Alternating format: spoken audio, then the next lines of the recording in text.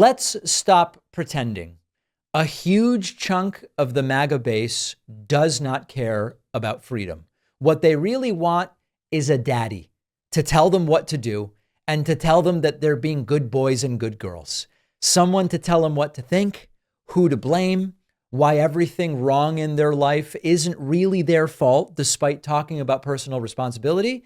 They've got a whole cast of characters you can blame if things aren't going well. Democrats, Marxists, anarchists, globalists, the whole thing. And where we find ourselves today in 2025, they have that in President Donald J. Trump, now back in power, doing exactly what they always wanted, cracking down, lashing out, throwing out the rule book, throwing out the law book, and telling you who you can blame for all of your problems. Is it China? Is it immigrants? Is it Joe Biden? Is it socialism? And the people that are cheering this on, they're not confused voters. They're not fighting for liberty. They are knowingly backing a strongman because that's actually what they want. I talk in my book, The Echo Machine, about how one of the greatest sort of wastes of time is talking to these MAGA people about their principles as if they really care about their principles. The truth is that they will abandon them immediately when they are inconvenient. And while they claim to want liberty and freedom and all of this stuff, they want certainty. They want control. This often pushes them to conspiracy theories.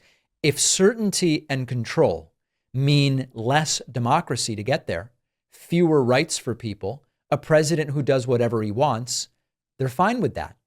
This is backed by real research. Studies show that Trump's strongest supporters score highly on authoritarian traits. Blind loyalty to authority, something they ascribe to the left, but they actually fit the bill for. Hostility towards outsiders, political outsiders, ethnic and religious outsiders, nationality outsiders, and an obsession with what they've identified arbitrarily to some degree as traditional values. Sociologists have studied this, and they found that these traits, not economic anxiety, as we were told, these traits are the best predictors of remaining loyal to Donald Trump, especially when he abandons the principles that he set out. So in other words, a lot of these MAGA people didn't turn to Trump because they lost their job or they were worried about Chinese trade.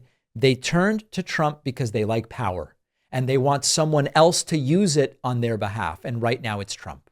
This is, to a degree, by the way, they talk about how they're against identity politics. This is, in a sense, white conservative Christian male identity politics. I know that that doesn't encompass everybody, but to a degree, that's the orientation of this. And the support isn't evenly spread. White men and women are most likely to show these authoritarian attitudes. Women of color, least likely. Why? It's because this isn't really about populism. It's about preserving old power structures. Trump promises to bring back the way things were, or the way some of his followers remember things being. And for some people, that's all they need to hear. And so Trump is already acting like a dictator because he sees himself as one. Just look at what's happened so far. Trying to use the Alien Enemies Act to rush deportations without due process. Supreme Court sort of blocked parts of it, maybe, but does Trump care? I don't know. Trump's response was, we're going to figure out a way around it, and we'll say it's an emergency, and these are terrorists, and we're going to just do whatever we want to do. He fired civil servants that weren't loyal enough. He's demanded personal loyalty pledges from federal employees. He's floated suspending habeas corpus and says he has the right to do it if that's what he wants. So this isn't a theory. These are no longer campaign promises. This is the current president of the United States acting and behaving like an authoritarian. And the MAGA base loves it because what they want is a strict father to tell them what to do, what to think, who to hate, and who to go and bully. We look at polls from last year, and they show that nearly half of Republicans believed the U.S. needed a leader who would break the rules to fix things. They didn't mean we need to reform the system. They seemingly meant bypass Congress, ignore courts, silence the media, and punish enemies. And that's what they are getting right now. And Trump is using the presidency to do what authoritarians do: consolidate power, crush dissent, and institutions so far are bending. The guardrails are breaking, the base is cheering, and they love it. So this was never about democracy. This was never about liberty or freedom. It was about obedience. And the reality is Trump supporters never really wanted a president. They wanted a ruler, a daddy, someone to punish the others and to make them feel safe. They say they love freedom, but what they love is domination, as long as they are the ones dominating other people. So we now are in a situation, if the rest of us don't wake up to what that means, if we keep pretending this is partisan politics as usual, which some people out there are still doing, we're going to lose more than just elections. I hope we start winning some elections, but the risk is that we lose way, way more than that. And some of the related ways in which this is playing a role, I want to explore now. After researching, writing, refining, The Echo Machine, my book, is finally out. This is not just a book about how American politics got so broken. It's also about what's happening right now and what we can still do to stop things from getting worse. Trump's been back in power.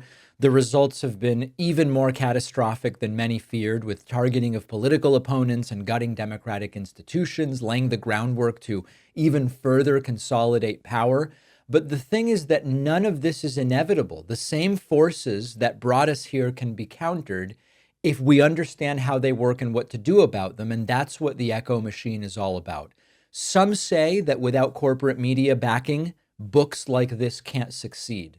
I think we can prove them wrong. You can get the Echo Machine right now at davidpakman.com/echo on Amazon, Barnes & Noble, Audible, Kindle, or by calling any local bookstore and asking them to order it. This book is more important than ever. If you care about what happens next, and I do, check out The Echo Machine today at davidpakman.com/echo.